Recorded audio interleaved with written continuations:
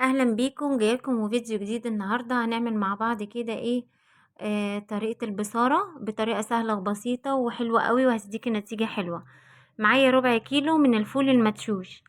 الربع كيلو من الفول المدشوش ده هيعمل لك حوالي من 3 ل4 اطباق على حسب يعني حجم الطبق بتاعك. خلاص، هنجيب بقى ربع كيلو فول مدشوش وهنغسله كويس قوي، ومعايا حزمه كزبره وحزمه بقدونس، بصلايه كبيره، معلقة كبيرة من الثوم، قرن فلفل أخضر، وحبة شوية نعناع كده، حوالي برضو معلقة كبيرة من النعناع.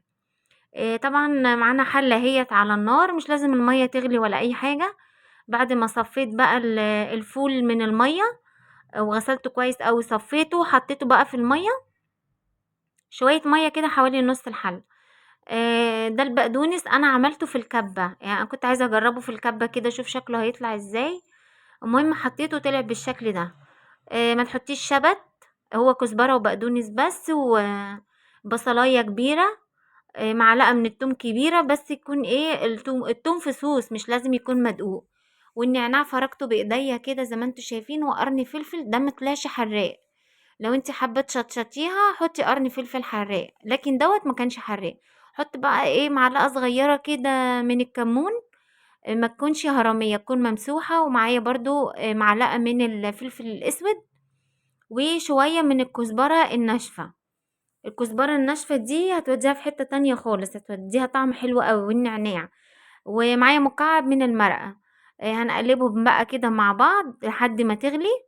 واجيب بقى ايه بصلايه كده اقطعها جوانح، طبعا دي البصلايه اللي انا هحطها على وش البصاره بتاعتي.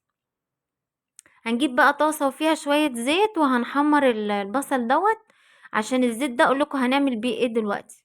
هندي بس للبصلايه لون، وهقولكوا نعمل بيها ايه. معايا الفول اهوت، حطيته على نار عاليه. اول لما هيغلي كده كام غلوه، هروح موطيه عليه يغلي بقى براحته. بصوا انا كده وطيت عليه. البصلايه معايا اتحمرت اهيت، هطلعها لونها ذهبي كده علشان مع السخونيه بتغمق. خلاص هنطلعها ونجيب الزيت بقى دوت، نحط شويه على البصاره من الزيت اللي هو ايه فيه بصل، يكون واخد طعم البصل. نحط شويه كده حوالي ربع كوبايه، ونسيبها بقى ايه البصاره تاخد وتدي كده بشكل ودي، وتغلي لحد ايه ما توصل للمرحله دي. بصوا بقى كلها دابت في بعضها وبقت عامله ازاي، تقريبا كل حاجه فيها استوت. اسيبها بقى ايه تبرد خالص، علشان لو انت عندك هاند بلندر اضربي بيها. ما عندكيش يبقى في الخلاط زي كده، هتجيبي ايه ربع كوباية مية علشان ايه الخلاط يلف معانا، الخلاط بتاعك ما يبص. هنحط نص الكمية والنص التاني، يعني هنعملهم على مرتين. طبعا دي للناس اللي ما بتعرفش تعمل بصارة، لكن في ناس طبعا زي امي وامهاتكم كده طبعا محترفين في الحاجات ديت، وعمرنا ما هنعرف نطلعها بنفس الطعم وبنفس الاداء، ادينا بنجتهد يعني. خلاص انا ضربتها في الخلاط اهوت، واخد الكمية التانية برضو اعملها، احط شوية مية تحت. وكده بعد ايه ما عملتها، بعد ما ضربتها في الخلاط كده خلاص كله كده ضربته في الخلاط وصفيته. اجيب الحلة بقى بعد ما غسلتها، احط بقى برضو شوية زيت تحت في الحلة. يعني اول حاجة احط في الحلة زيت، ده نفس الزيت البصل. بصوا بقى الطشة دي، بصوا الزيت بيغلي ازاي.